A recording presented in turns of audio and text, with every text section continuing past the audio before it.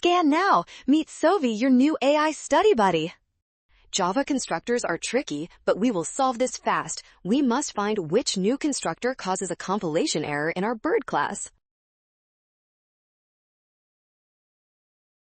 In Java, constructors can be overloaded, meaning you can have multiple versions. However, each one must have a unique signature based on the number and types of parameters provided.